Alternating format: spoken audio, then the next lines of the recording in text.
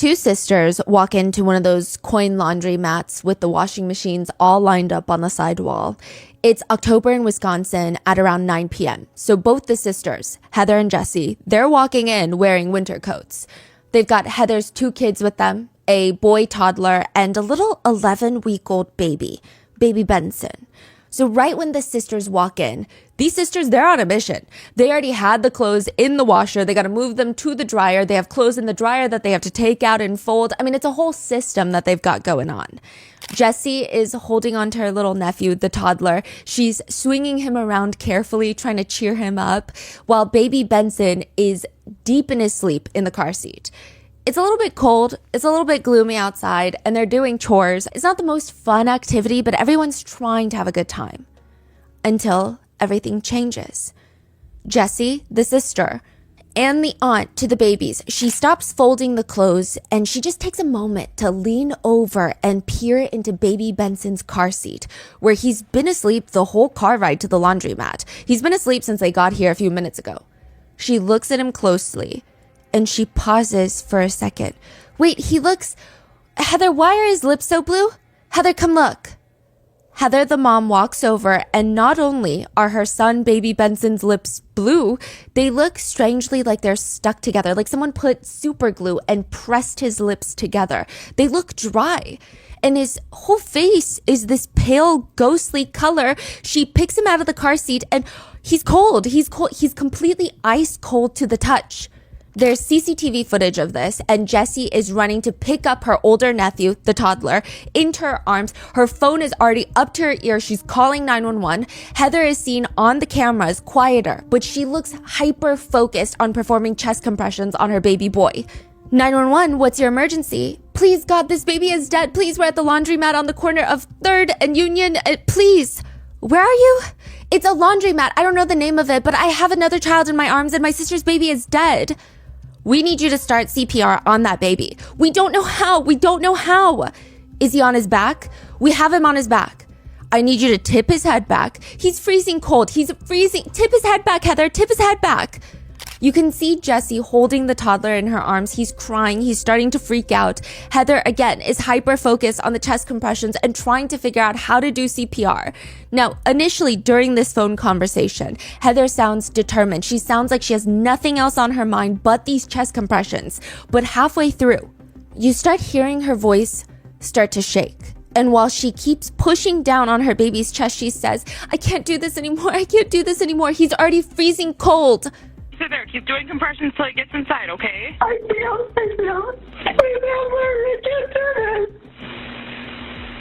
Heather starts crying, and the 911 operator keeps telling her, keep doing the compressions. The ambulances are on their way. Keep doing the compressions. They're on their way. But it's no use. Baby Benson is already dead. He was already dead when they pulled him out of the car seat and called 911. And he was already dead when they walked into the laundromat. In fact, he had been dead for multiple hours, which begs the question then, when did he die? How did he die? And why did nobody notice? Some of the more intense themes in today's episode include mentions of CA and CA resulting in death, particularly around the infant age. If that is too much for you today, please take it easy, go rest, and I will see you in the next one. With that being said, let's get into it. There is a woman named Marissa, and she's got a lot of boyfriends. That's her thing. She is the queen of time efficiency. I mean, she's so good at this. She will take a letter that one of her boyfriends sends her with multiple pages of graphic fantasies of what he wants to do to her when he sees her again and how they're gonna make love. And she will take that letter, read it fully through, change the POV, rewrite it in her handwriting with the same plot, the same fantasy, and send it to boyfriend number 2. Making it appear like this was her fantasy that she has of him. Wait, so boyfriend writes a fantasy that he wants to do to her. Boyfriend 1 writes her a fantasy that he wants to do to her. So he's like, I want to hug you. She changes the POV. Like, I want to be hugged by you. And sends it to boyfriend number 2. Exactly. I mean, for her, it's just, if she finds someone that she has the same interest in, if she finds someone that has the same values she has, I mean, it's hard to give them up. Even when she has like 10 boyfriends lined up, she wants to keep each and every one of them. Her firm dating requirements are they better like kids. That is a deal breaker for her. If you don't like kids, if you don't want kids, she's not going to be with you. She already has 5 kids. She's pregnant with her 6th kid, and she still has plans to have at least 2, 3 more kids. Wow. She writes to one boyfriend, you only have 1 kid. You know, that's cool. You don't want any more kids? That's not cool, because I want more kids. I mean, just saying, so we might not work out then. And the second dating requirement is they can't take everything they see on the news too seriously. It's very annoying when someone can't understand that there's fake news being spread on mainstream media news outlets and even social media. You can't just have a boyfriend who sits there and parrots what he hears on the news without thinking about all the biases that are involved. I mean, really, she hates the news. She writes to one of her boyfriends about her whole life, and she says, I want to move out of town and just be with you and me, like we always do. We can work, watch movies, have family time, cuddle, sleep together, and sleep together some more. She says, okay, miss you and your private parts so much. I mean, I haven't shaved since I got here. It's not cool at all. I have lots of hair everywhere, but I want to F you so bad right now. I miss you. Ugh, we're going to F right away when we get home. I don't care how hairy I'm going to be either. Anyway, I love being a mom. I love kids so, so much. I love them so dearly. Truly, kids are everything to me. And the news, they want to say that I'm a monster to babies. It's unbelievable. Like, I can't really believe these people. The news makes me look like I'm some monster and that I kill babies. It makes me mad because I'm not a killer and I love babies. I love kids, etc., etc. I'm a good mom. Like, what the was an accident. I was frustrated, just a mistake that happened, and it sucks, and I was frustrated and scared, and I did take on a lot of responsibility, but I love kids, and I'm not a killer, and I'm still your good girl, always. I would never beat a baby. Hell no. I love kids so much. Marissa hands that letter over to the prison guards. It's just not fair. It's just 1 kid. And the other 2? Well, those are accidents too, you know? What? A few hours before baby Benson was found deceased at the laundromat, a couple is seen walking into McDonald's with the same kids. The toddler from the laundromat, but this time 2 little infants in their own car seats. So they have a toddler, and instead of just 1 car seat, they have an additional car seat. So 3 kids. 3 kids. One's walking, the other 2 are in the car seat. Yes. They walk over to the counter. They order their meal. They find a seat almost out of view from the CCTV cameras. And they sit down and eat. Within 15-20 minutes, they're done with their meal and they head back out to their car. At this point, one of the 5 people, the couple and the 3 kids, one of them was a killer. And they had just brought their already murdered victim to McDonald's to eat one last meal. Detective Holtz arrives to the laundromat, and there's only 2 customers inside. One woman at the door screaming at the cop cars to hurry and help. Hurry, please come in. The police rush in and they see another woman doing chest compressions on an infant laying on the table. It's not looking good. The officers get closer. The baby's skin color looks like ash. The area around his lips are completely blue. And the officers take over to begin the CPR, but this is the odd part. So the first thing that they need to do is check the baby's airways to see if there's something obstructing his breathing, aka did he choke on something. But when they try to get his mouth open to look inside his throat, his jaw is locked. It's completely clenched. They can't even get it open to see inside of his mouth. That fact, combined with the fact that his body is ice cold, it's likely that rigor mortis has already set in. Baby Benson likely died at least 2 hours ago. Side note, another detail the police noted was when baby Benson was laying on the laundromat table, his legs were not falling onto the table because they were bent, like he was still inside the car seat. Rigor mortis, again, had set in. They're not falling to the table from the gravity. They picked the baby out of the car seat and lay it on the table. The mom did. But the baby's still fixed in that seating position. Yes, the legs are still bent. What is going on? I mean, obviously authorities have to run through all the theories. Is it sudden infant death syndrome, SIDS? The possibilities have to be checked off. Did this baby die from a cold? Was it already a sick baby? Previous illnesses? They also have to confirm with the hospitals and the mom, but baby Benson was in the NICU maybe once for a high fever, but that was right when he was born. He's been a very healthy baby since then. How old is the baby once again? 11 weeks old. Whoa. So that's not even 3 months. Exactly. I mean, of course, it could always be the mom. Because the baby is only 3 months old, it could be postpartum depression. The police do have to think about that. But the mom does seem very open to being investigated. She's handing over her car keys, her diaper bag, her phone, literally whatever the police want, she's giving it to them. No questions asked. Heather and Jesse, the sisters, they already have an idea of what happened to baby Benson, and they're ready to share it with the investigators, or at least what they think or who happened to him. They are certain that the babysitter did this. I mean, it has to be the babysitter. Please go to that babysitter's house. She has another child there. Okay. And he was like delusional when we picked him up. He could not even open his eyes. First name? Hello. They need a little more info. What exactly happened? The police are confused. What do you mean? Why do you think it's the babysitter? I mean, her face was beet red when we went to pick the kids up. She was sweating. She looked scared. The sisters explained, usually when we pick up the kids, the babysitter never has the boys ready. So we go inside, we take our time, we get them ready, we get them changed into their car seats. Heather always helps. This time, the babysitter is waiting at the door with the kids. She doesn't even really turn on her porch light. The whole entrance to the house is dark. It's dim. Whether her porch light is barely on or it's off, they don't even know. Basically, she's rushing them out in the dark, practically pushing them out the door. She's not even letting them inside. The sisters were maybe standing in the doorway for about 2 seconds. They briefly point out what appeared to be a hickey on the babysitter's neck. Heather states she did not see this hickey when she dropped off her kids. So this is very alarming because you're supposed to be babysitting. Why do you have a new hickey? But the babysitter just made a joke as a response and then rushed them out. So when that door shut, they're gone. They're out there. It was so quick. But again, her face was, quote, beet red. I'm not even kidding you.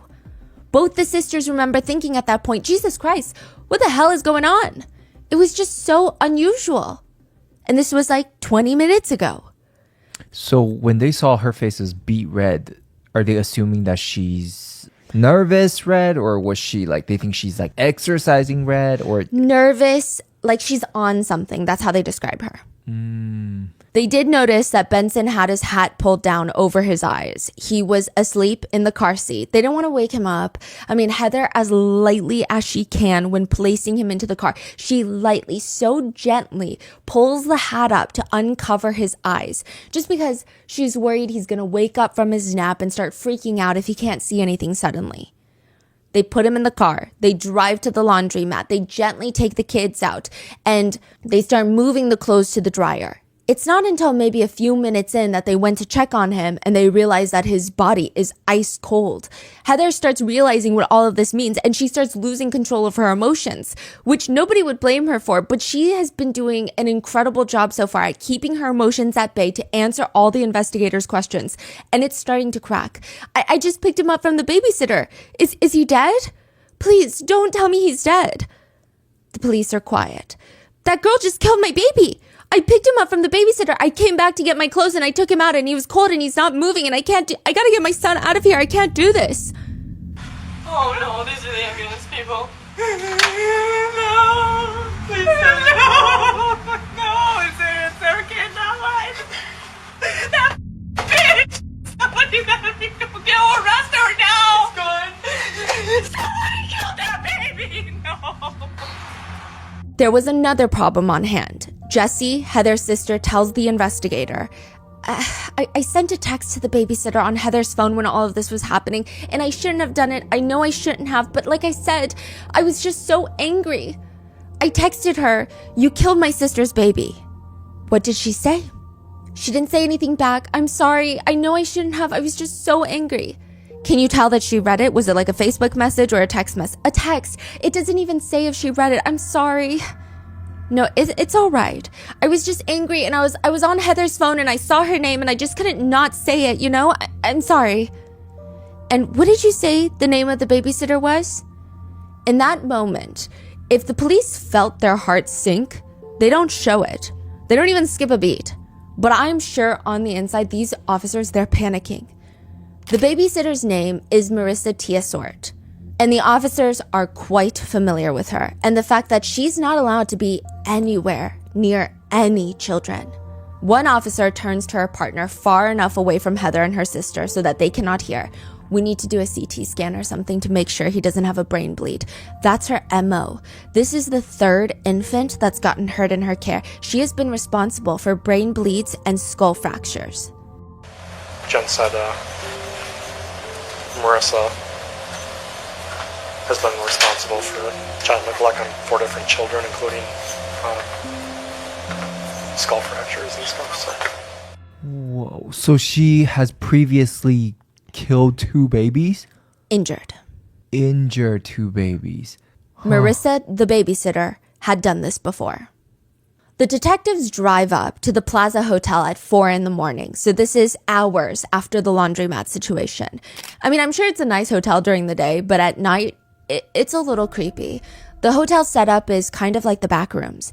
You walk in, and in the middle, indoor, is a giant pool. Each hotel floor has a hallway with a railing that overlooks the pool in the center. So once you exit your room, I'm sure the smell of chlorine just hits your nostrils and you hear water splashing. It's a very interesting concept, and it's very creepy at 4 in the morning. But the police aren't here for the pool. They're here for Marissa and her long-term boyfriend, Adam. That's who's checked into room 214. The police start banging on the door. Marissa, we know you're in here. Open the door. We're not going away, Marissa. Open the door. Marissa? The door finally swings open, and it's Marissa's shirtless boyfriend, the father of her children, Adam. He's standing in the door, and there are at least 3 police officers standing in front of him at 4 in the morning, and he looks more angry than confused. Good morning, Adam. Is Marissa here? What are you guys doing here? The officers walk into the room. They're scanning the walls, the counter surfaces, anything for any weapons, anything that could be used against them. Wait, does the police know him too? Yes. The fact that they address him by first name, Yeah. that's crazy. They spot a baby, maybe a month older than Benson, laying in a crib in the room. That's the couple's child. Adam, just cooperate with us, okay? We're going to explain everything in a second. Well, you already charged her. What the fuck? Adam, stay here. No. You guys are harassing the hell out of us. At this point, Adam thinks the police are here to talk about a previous charge that Marissa was charged with. Adam, stay here. No, you guys are harassing the hell out of us, and she already got charged. We'll be at court. Why you gotta come here?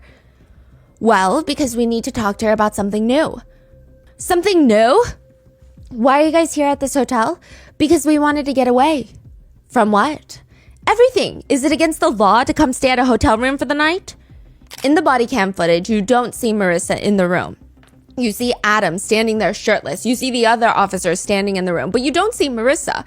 And that's because she's hidden from the view of the body cams. This whole time that the police have been banging on the door, Adam has been screaming, "What are you doing here? You're harassing us." Marissa has not been seen on the body cam footage. The detective walks over, pulls the blanket back. "Marissa, can you get up so that I can talk to you?" Marissa has been pretending to be asleep this whole time. In the room. In the room. It's a small room, right? It's a hotel room. Right. It's just a bed. They're standing next to the bed. Adam is screaming at them. Oh. They've been banging on the door for 10 minutes. They're standing, literally looking down at Marissa, and she's Fake pretending sleeping? to be asleep. Marissa and Adam are separated to be questioned by the police because technically they are the last ones to see Benson alive. If anyone knows something, it's going to be them. Right, where would you like to talk? You want right fucking here. Okay.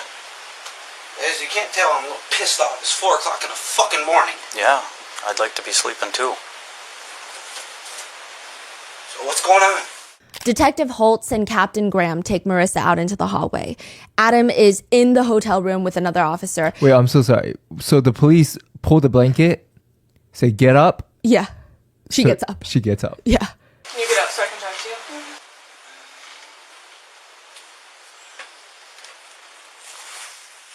She's like, "Oh my gosh." Oh my God.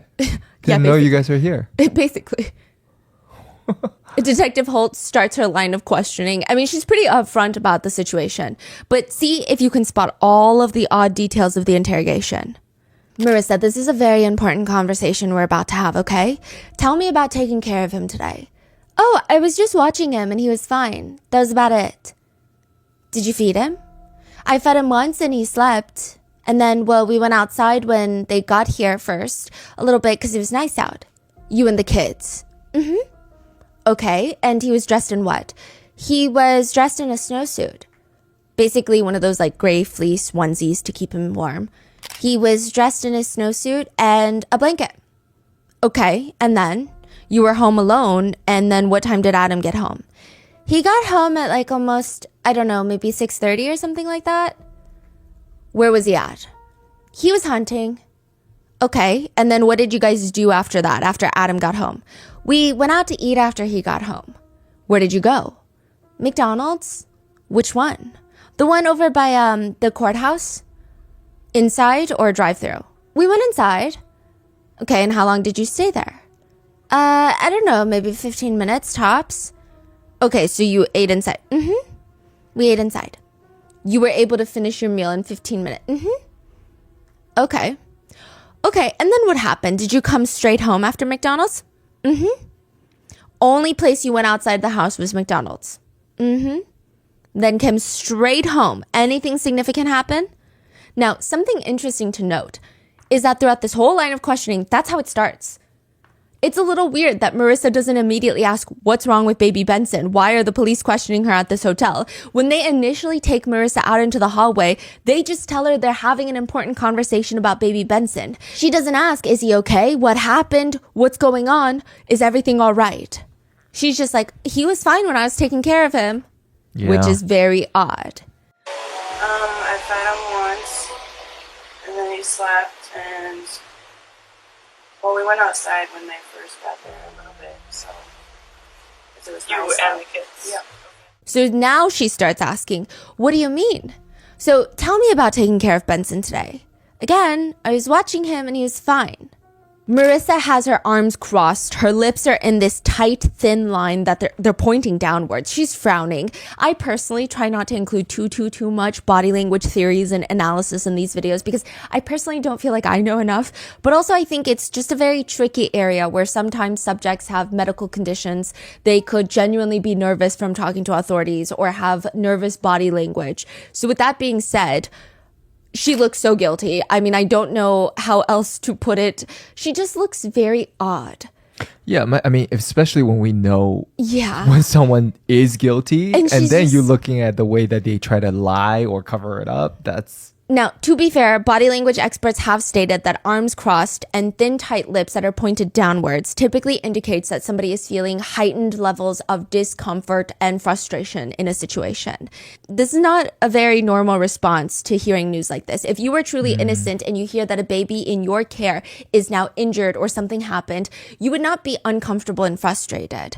You would be concerned, worried, anxious. Marissa responds, no, nothing significant happened. We came home after McDonald's. We put a movie in. Then I don't know how long it was after, but Heather called and she's like, I'm putting my clothes in the dryer and I'll be there in 15 minutes. Yeah, so 15 minutes later, she came there. Okay, so did you get him ready or did she get him ready? Yeah, I had him ready. I left him in his car seat. Okay, how long had he been in his car seat? After McDonald's, it was maybe only like half an hour, 45 minutes maybe. It was right after McDonald's. I just left him in his car seat. You didn't take him out? No, because she usually comes around like 9 and he was sleeping, so... Another thing netizens have pointed out, please let me know if you caught this, are that her descriptions of the day are very vague. Usually people will have a lot more details to add, but it seems like she can barely remember what's going on. And there's only about 3 to 4 activities that she listed happen through the day. There's also no person or reaction in any activity. There's no, we went to McDonald's because the toddler was hungry. He kept saying he wanted chicken nuggets, so we went to McDonald's. You could almost replace anybody in these activities. The only part where there's a little bit of that is when Heather calls to tell her she's going to be picking up her kids in 15 minutes. I'm putting my clothes in the dryer, and then I'll be there, and then like 15 minutes she came there, so. Okay. The detective keeps going. He was awake the whole time? No, he was sleeping. When? The whole time. The whole time you babysat him? All of a sudden, Marissa's mouth turns all the way up and she smiles really big. It's a bit of a creepy smile. She's showing all of her teeth and then she responds. And when she's talking, it's kind of like she can't wipe the smile off her face. But nothing warrants a smile here other than the fact that she feels uncomfortable being caught in a weird situation where she basically lied about him being asleep. She smiles. No, I mean like after he got there. He was up for like a couple hours and then I fed him and then I put him in the pack and play and then I had this little camera, like the video monitor. And then like I didn't check on him because I have that now. So like, yeah. Was awake the whole time?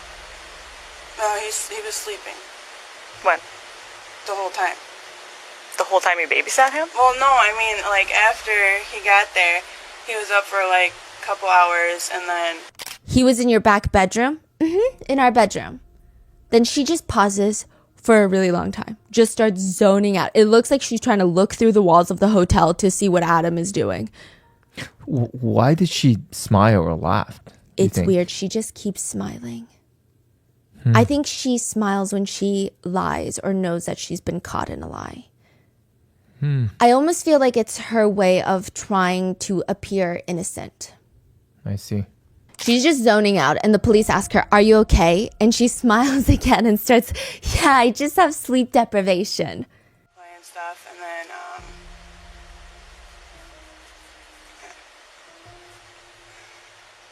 Are you okay?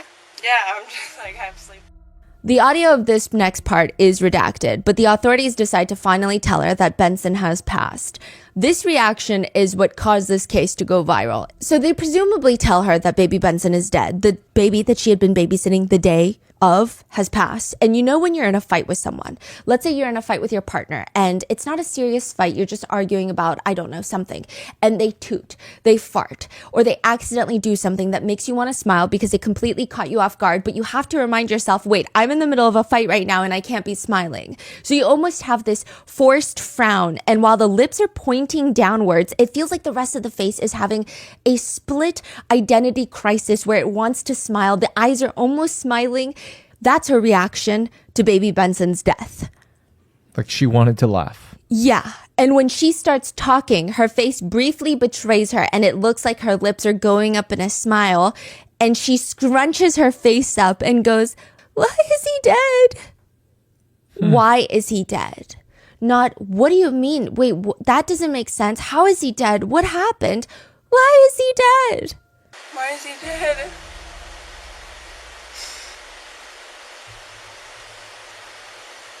We were hoping that you could shed some light on that. I don't know. Marissa? She sniffles, but her face turns more into a smile. And if you just screenshot this part of the interrogation and you take a picture of Marissa, you take it onto the street and you ask people, "Hi, what emotion does this woman have?" They would say carefree, happy, someone who just was told a joke. Her smile lines are out. She's literally smiling. And it's not like this uncomfortable smile either. It's like a genuine smile.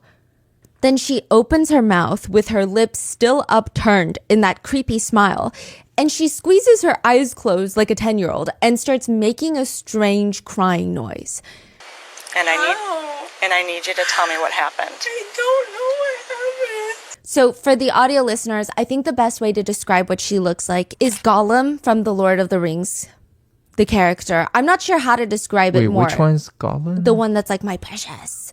He just keeps smiling and it's like this creepy smile, and just like the way that her hair is tied, everything is very Gollum. And the strangest part is, again, body language. When someone starts crying, it's usually a full body experience. Especially devastating news like this. This isn't just about finding out that a random passerby died in a hotel room 1 floor down. This is a child that you babysit regularly. There should be other movements in her body when she squeezes her eyes shut to cry. I mean, perhaps a hand to the face, hand to the chest, to her stomach, but it's like the rest of her body freezes. In fact, she has her arm up against one of the railings. She's like leaned with her elbow on the railing, and she just starts squeezing her eyes together. Trying to force a cry. Yes, and it's like her whole body freezes. She uses all of her energy to focus on squeezing out a tear that won't come out, and she almost doesn't want to cover her face so the police can see her cry. She finally moves one hand to an eye, and it's just a strange visual. Why is he dead? We were hoping that you could shed some light on that. I don't know what happened. This is the most important conversation you will ever have in your life. I'm telling you. I don't. No, you're not telling me. You didn't tell me last time, and you're not telling me now, and I need you to tell me the truth. Heather deserves to know what happened. I know. At one point, she turns to face Detective Holtz and tells her in this shaky voice, like shaky as if she's so distraught, I'm telling you the truth. Detective Holtz does not care, and she responds, you are not. And instantly, Marissa's face goes from scrunched up and emotional and crying and shaking, I'm telling you the truth, to her face looks emotionless and her eyebrows are raised, and she goes, I am. I'm telling you the truth. No, you're not. I am. I don't know what happened. Interesting. Did you catch that? Because the police do. I didn't know he died. And that's also a lie because she texted you and told you that he died. Remember. Oh my gosh. Marissa yes. throws both of her hands in the air.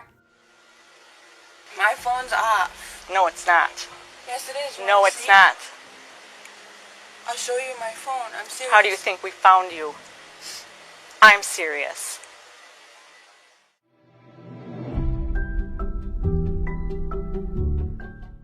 I am the most indecisive person ever. If you ask me what I want for dinner, my immediate response is, you pick. If I'm forced to pick dinner with a group of friends, I'm going to overthink every little thing. I'm considering whether my friends have any allergies, dietary restrictions, if they have any cuisines that they don't even like, or what they ate yesterday, because do you want Italian or Korean food 2 days in a row? The same goes with choosing outfits for special occasions. I mean, put me in any situation where I have to decide something and I will probably struggle. But there was one decision that I made with no hesitation, because when I started my online store, I knew what I wanted to use. And it was just so easy. There's no hesitation when you work with Shopify. Shopify is the global commerce platform that helps you sell at every stage of your business, whether that's from the launch your online shop stage to the first real life store stage, all the way to, did we just hit 1 million orders stage? Shopify is there to help you grow. It doesn't matter if you're selling handmade bath bombs or your own custom jewelry, because Shopify helps you sell everywhere. From their all-in-one e-commerce platform to their in-person POS system, wherever and whatever you're selling, Shopify's got you covered. Shopify even helps you secure more sales by turning your browsers into buyers with the internet's best converting checkout. They're 36% better on average when compared to other leading commerce platforms. They even make selling so much easier, all thanks to Shopify Magic, your AI-powered all-star. It helps you generate product descriptions, curate an email response for you, and just so much more. If you need something done, Shopify can get it done. We used Shopify when we were running Grandpa Mango's store, and it was the easiest, best, no-brainer decision I've ever made. It's why 10% of all e-commerce in the US uses Shopify. They're the global force behind brands like Allbirds, Rothy's, Brooklinen, and millions of other entrepreneurs of every size across 175 countries. Plus, Shopify award-winning help is there to support your success every step of the way, because businesses that grow, grow with Shopify. Sign up for a $1 per month trial period at shopify.com/rotten, all lowercase. Go to shopify.com/rotten now to grow your business no matter what stage you're in. Shopify.com/rotten.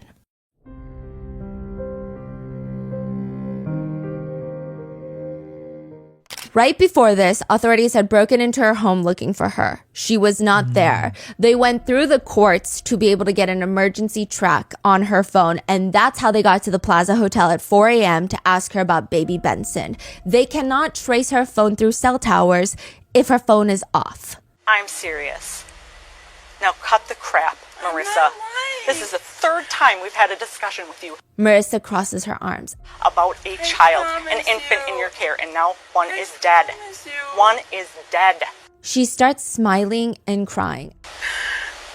I didn't do nothing to him. Then who did? No one. He was fine. Did Adam do something to him? No one did anything to him. He was fine. Babies don't just die. He was fine. The police know Marissa is lying, just like they knew she was lying 2 months ago. Detective Holtz received a report. A little 11-month-old girl was with her babysitter, and she received a skull fracture, as well as a potential brain bleed.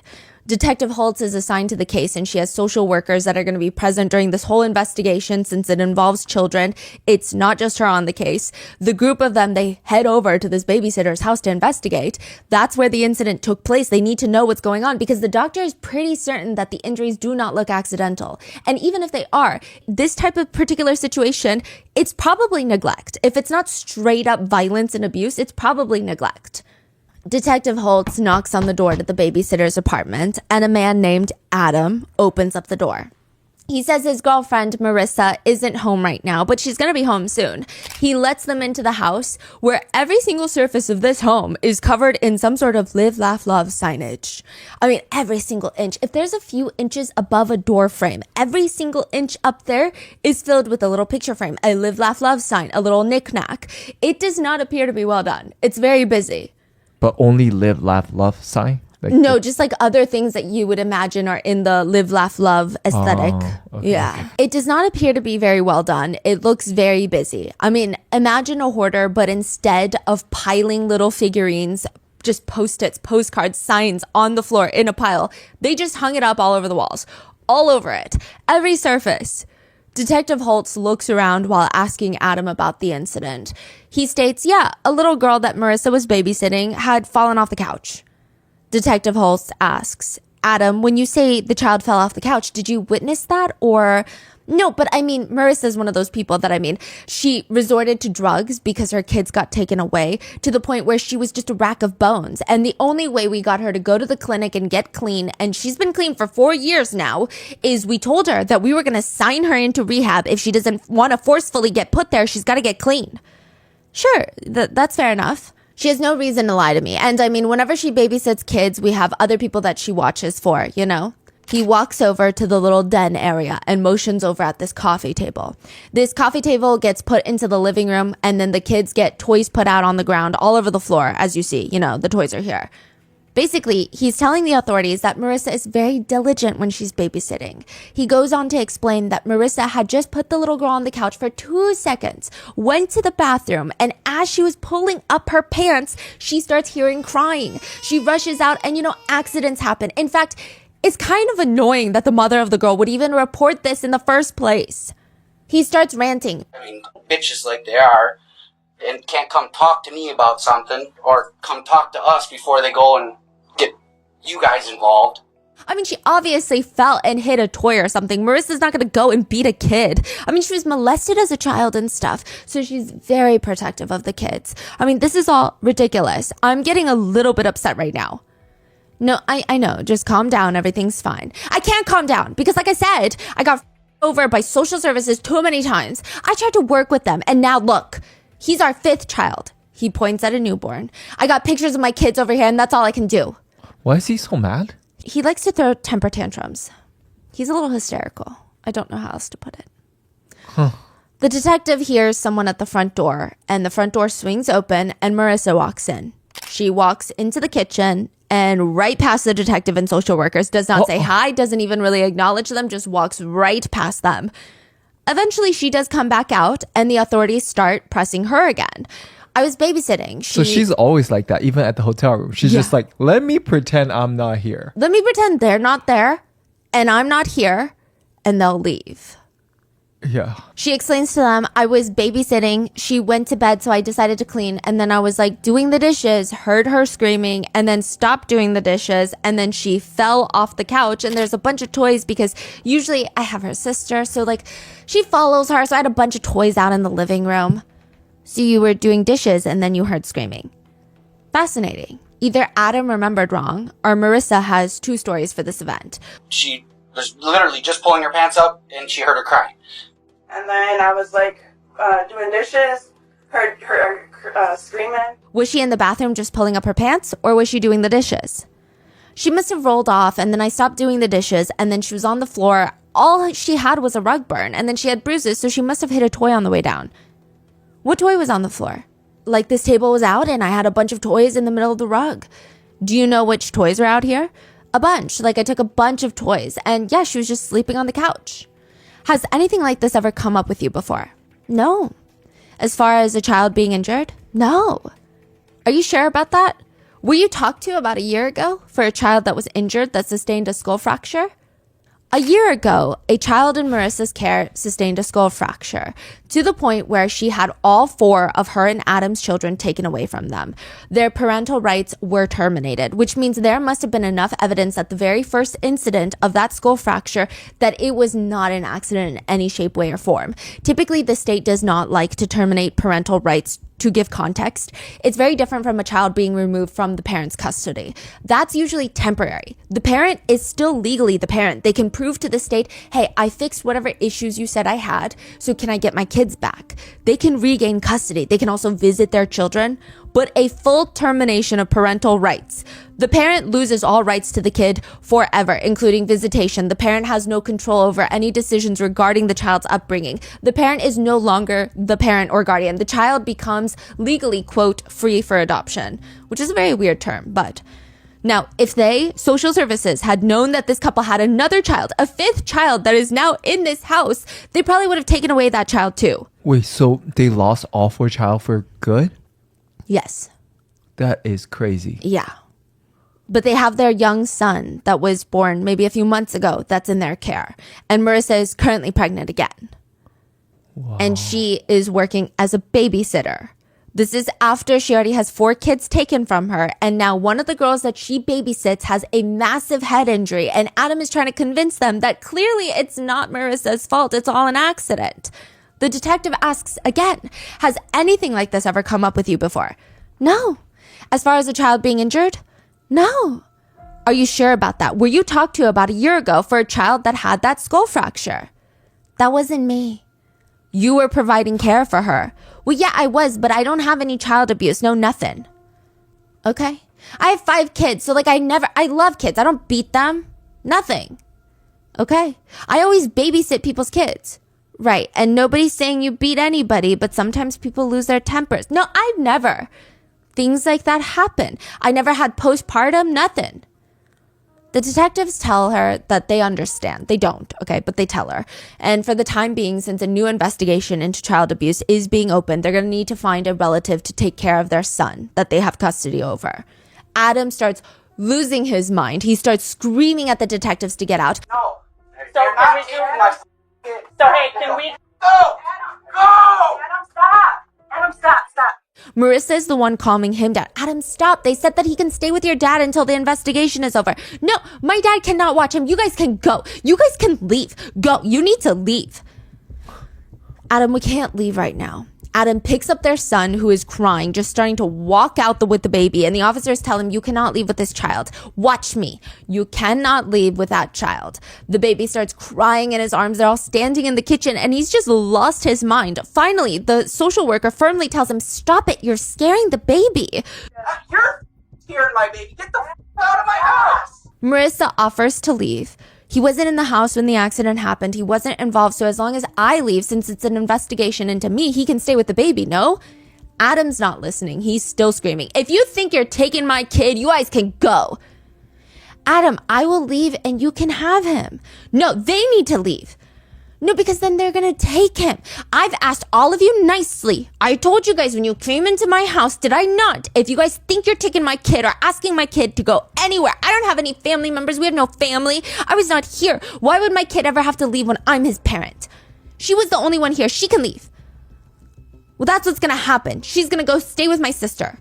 He uses both of his fingers to point at the ground. The baby is staying here. That's the situation. You guys can go. Well, we're not leaving until this is all sorted out. I told you guys what's going to happen. I told them when they came into this house. I told them nicely, and I told them from day one. You guys are all lying, all of you. That's why I don't trust any of you cocksuckers. I don't think anyone's lied to you at this point.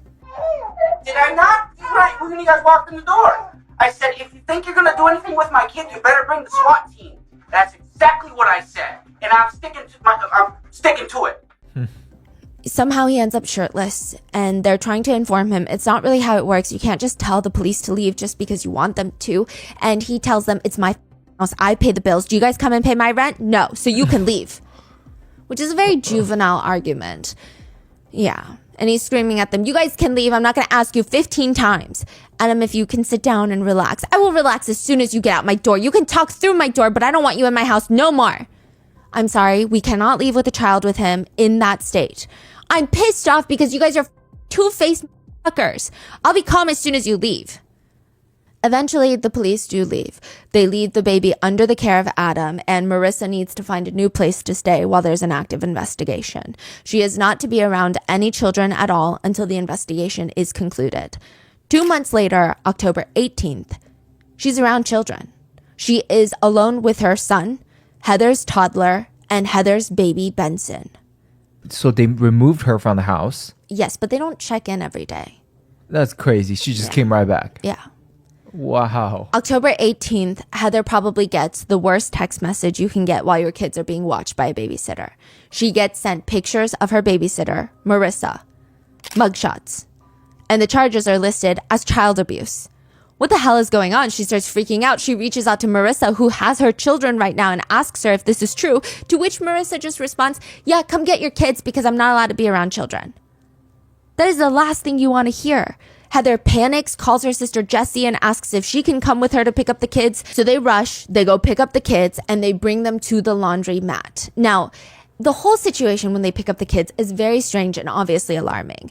You're saying on that day that they went to the laundromat is the day that she got a picture. From a coworker. That's the day. Yes. But before that, she didn't know that Marissa was under investigation for child abuse. No, Heather had known Marissa since they were 15, which is why she trusted her enough to watch her kids. I mean, they didn't necessarily stay friends the entire time, but Heather was working at Olive Garden, and so was Marissa's sister, who basically tells Heather, you know, it's kind of a win-win situation. Marissa had just given birth. She's already staying home to watch her newborn son. It's not going to take too much more work for her to watch another kid on top of that. And on top of that, Heather, you need a babysitter so you can keep working. Of course, Heather wouldn't have just left her baby with someone that she believed was abusive. I mean, she truly did not know. At the Plaza Hotel, the officers decide to ask Marissa and Adam the same questions to see if their answers are going to line up. Because interrogating couples is always a very interesting, enlightening process. If they're both telling the truth, then the answer should be more or less the same. Because the truth in these very extreme types of cases where somebody dies, it's pretty objective. Is somebody dead or not? Did somebody do something or not? These are very objective questions. But if they're lying, then you have to wonder, are they lying to protect themselves and throw their partner under the bus? Or are they lying to protect their partner? And it's almost this game of how well do you know your significant other? Let's say you both have to lie about something. You have to choose an answer you think that they will also choose. Otherwise, the police will know that somebody is lying if your answers are different. And that's exactly what happens. Their answers are different. Right after Marissa is told that Benson is dead and she finds out and has this big emotional response, the officers, they try to give her an out. They tell her, I understand that things get frustrating, especially with you being pregnant and having your own child. Marissa's face and voice goes from this high-pitched crying sound to, yeah, no, they weren't frustrating, I promise you that. I don't know what happened. I promise. I understand that things get frustrating, especially with you being pregnant and having a child of your own. They were frustrating. Which is very interesting because as she's outside promising that, Adam is inside the hotel room talking pretty negatively about the boys. He says about the toddler, he doesn't play with much. He's a pretty quiet kid. I mean, I shouldn't say quiet. If you look at him wrong even, he's going to start crying. I mean, lately he's been getting used to us. And he describes baby Benson as being a fussy, crabby baby. As soon as you pick him up, he whines. He's very difficult. Even Heather told us he's been real fussy and he's been real gassy and stuff. Now, side note, even earlier in the day when Adam was out hunting and Marissa was home watching the kids, he texts her, are the crybabies still there? So meanwhile, Marissa says they're not frustrating at all. She can promise you that. But Adam says they're incredibly difficult and they're very frustrating to deal with. The couple can't even decide on the same answer if they're difficult or not difficult. So the police keep going with Marissa. Sometimes things happen, but we just need to know the truth and that's all, okay? I had the baby monitor, but I didn't kill him. Marissa essentially states that she had the baby monitor on and she was watching Benson through the baby monitor. She did not kill him. It was just an implied accident. She said she didn't check up on him. She went to go pick him up from his, little crib, and he was dead. And then she returned the baby back? Went to McDonald's and then returned the baby back. Yeah, how does she explain that? Exactly. So the police are like, well, how long was it that you didn't check up on him? Start from the beginning. It was like before Adam got there, I checked on him. Did you know then that but I didn't kill him. How did you know he does sleep that long? And I don't know, he felt cold. He felt cold. And I was scared. My boyfriend wasn't home and everything. So, oh my God. I'm sure it's very scary, but I didn't kill him. How did you find him? How was he laying? I put him on his belly. And how did you find him? Was he just on his belly? She starts explaining how she went into the bedroom with the baby camera where Benson was asleep in the pack and play. But she starts freaking out when she sees that his face is in the blanket, just head on, nose into the mattress, which, by the way, you're not really supposed to let the baby sleep on their belly that young. And he doesn't look like he's breathing. She starts freaking out. He's cold to the touch. He likely suffocated by accident in the pack and play. That's what she's stating. Was there anything coming out of his mouth? No. Okay, and he felt cold. Did you check for a pulse? Did you see if he was breathing, or did you just feel his skin and it was cold? No, he just wasn't making any noise. Well, what did you think was going to happen when Heather came to pick him up? I don't know. Did you think that she wasn't going to notice? Yeah. That she was or wasn't going to notice? She was going to notice. Okay, did you try and do anything to revive him? Did you do any CPR? And she smiles. This big smile, really big. The thought of that suggestion in itself is stupid type of smile. No, because I don't even know how to do that. And the second she catches herself smiling, she quickly shuts it off. Try to do CPR. No, 'cause I don't even know how to do that. Help me understand. When you discovered him there, why didn't you call the police? Because I was scared and my boyfriend wasn't there and I didn't want my baby taken. How did you determine that he was no longer alive? I picked him up and he was really cold. How did you pick him up? I just went like this. Okay, and what did he look like? He was just cold. What did you do afterwards? I laid him down on the floor and I put his snowsuit on. Then I grabbed his car seat. I put him in the car seat and I put some blankets on him. But you laid him on the floor, but you don't know CPR. No attempts to call anyone or research anything online. I don't really know any CPR really. And again, that was before Adam got home. And Adam did not notice that he was dead. He probably just thought he was sleeping. Now, Adam is also asked about the series of events to make sure they line up with what Marissa is saying. Who went to McDonald's? All of you? All of us, the 3 kids in the back seat. Which McDonald's? The one by the courthouse. Okay, then we came home. Who picked him up out of the pack and play and put him in the car to go to McDonald's? Oh, I picked him up and I put him in there and he was absolutely normal to me. Really? What is normal to you? Wait, Whiny. that's a lie, right? Whiny. As soon as you pick him up, he whines and stuff. So he was making noise. When I took him out of the pack and play and stuff, he was whining, crying and everything. But deceased babies don't cry. So who's lying here and why?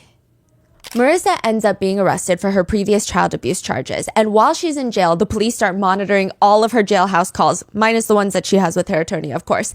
And they're just looking for anything that she admits to anyone, because so far she's saying it's purely an accident. They know that it's not, but they need to get her to admit it or to tell them what actually happened. Now, most jailhouse calls are pretty messy. I believe that most of them are monitored and recorded, and a lot of them are very sexual, as one might imagine. And same goes for Marissa. Not only did she have intense sexual conversations with Adam, but she had multiple new pen pals that she would have these long sexual conversations with.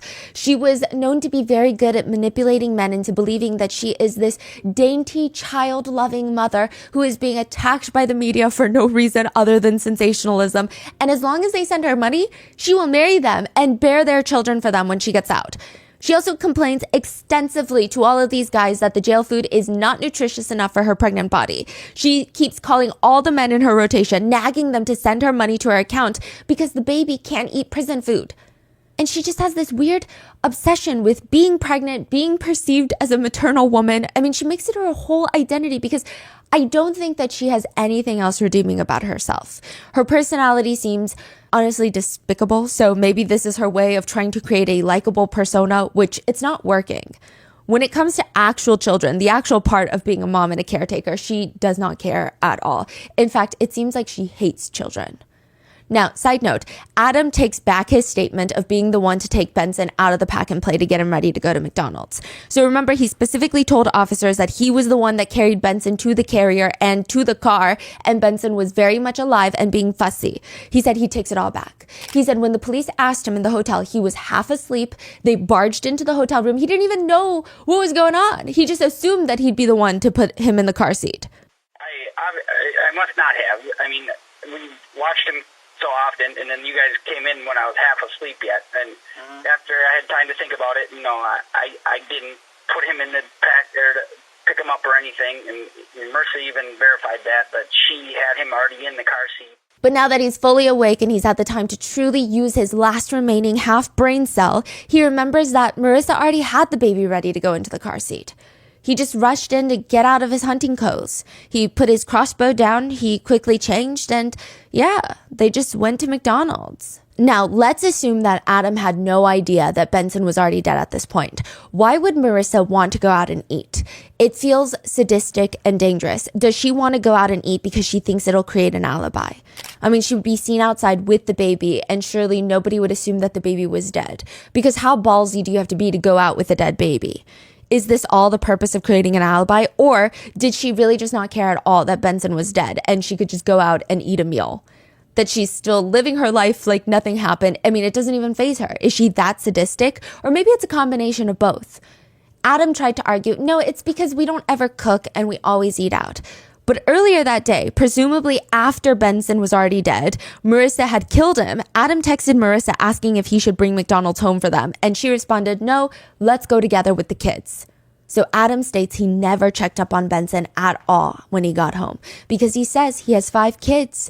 And if he's learned anything at all from losing 5 kids, is that you don't wake a sleeping baby. Now, Adam does stay with Marissa during all of this, and he's even angry for her. She would call him from jail and complain about how they won't give her meds for her migraine, and he would scream into the phone, well, I'm going to be calling up there because they need to give you your meds. Tell the guard that you need to go to the emergency room. Keep pushing that button. Keep pounding on that door. I'm going to call up there and do some freaking out.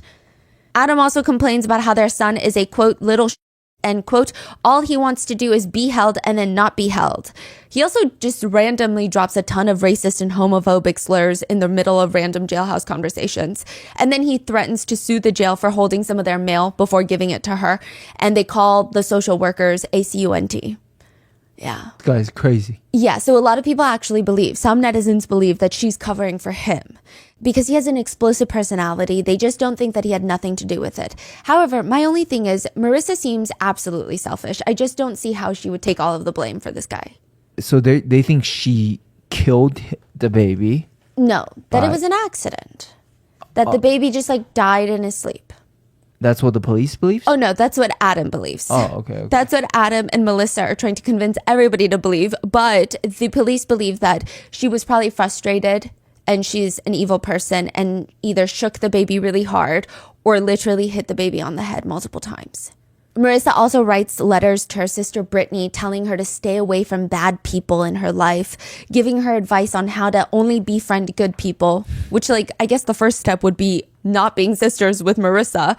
But she's giving her all of this advice, telling her to send her money into the prison. And then immediately she'll write a letter to Adam to tell him to cut Brittany off because she's worried that they're going to sleep with each other behind her back.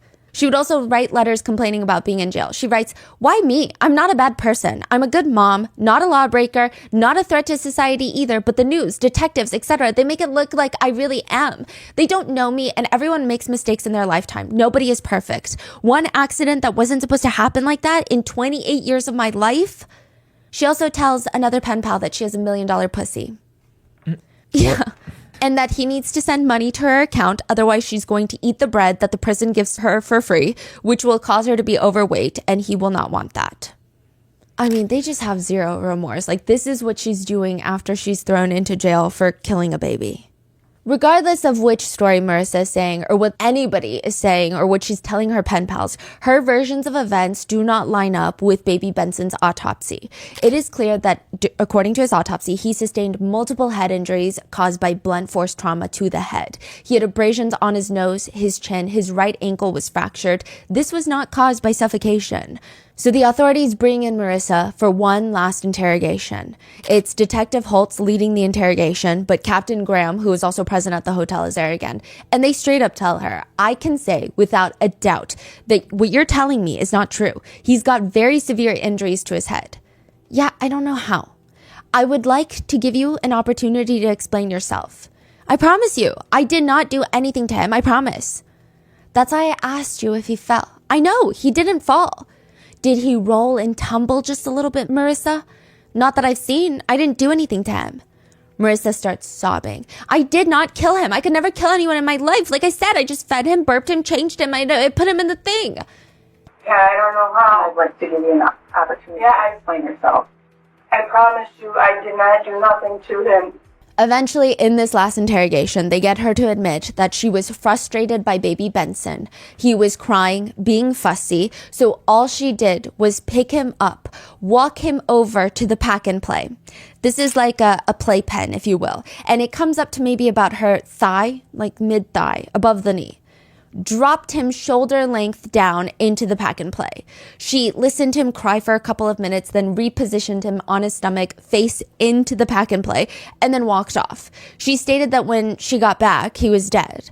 This is what they're able to get her to admit to, but it's likely that it was far worse than that. The injuries he sustained are pretty bad. She tries to argue that he might have tumbled a bit inside when she dropped him into the pack and play from shoulder length. But again, as horrendous as that sounds, the police believe it's so much worse. He had broken bones. The authorities suspect that she might have chucked him from the door of the bedroom into the pack and play.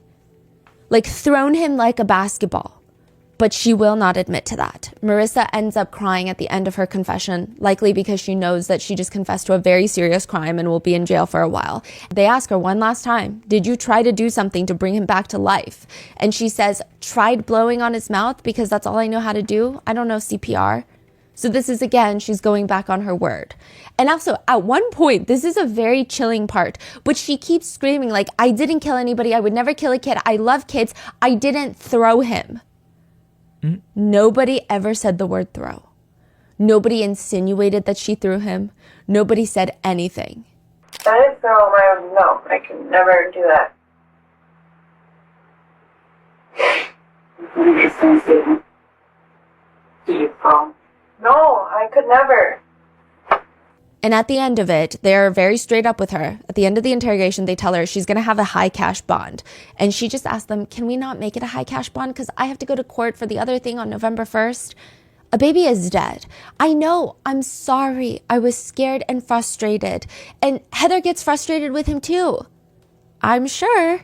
Yeah, she even said that she knows how her kids are.